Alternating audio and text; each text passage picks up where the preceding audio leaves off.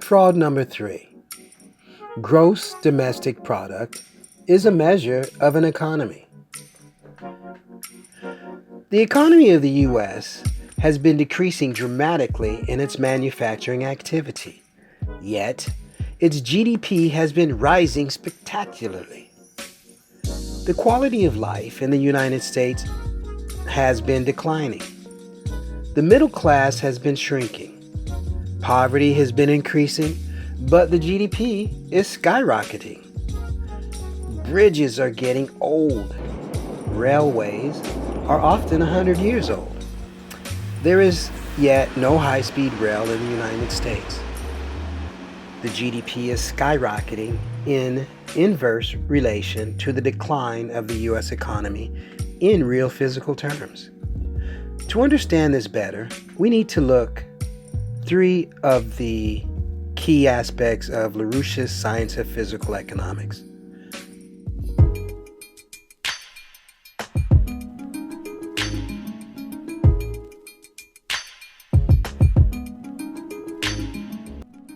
First is the concept of productive versus overhead.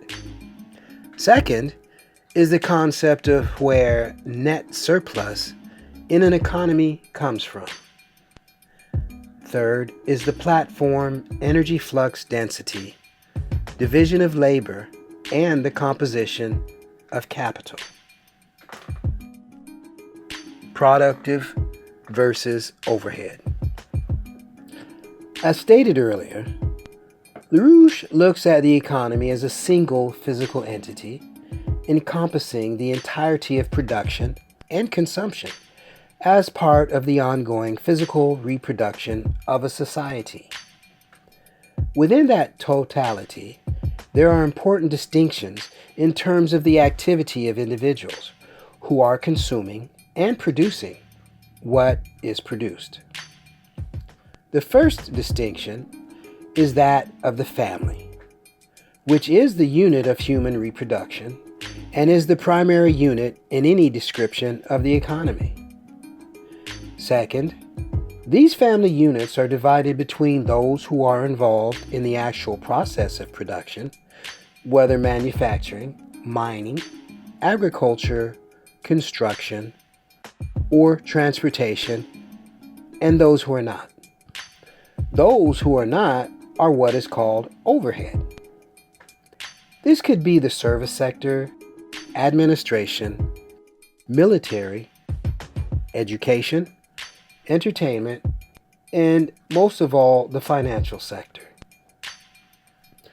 Because the economic activity overhead is combined and not distinguished from actual production, one is counting as production the actual consumption of things already produced, as if it were an increase in the production, which it is not.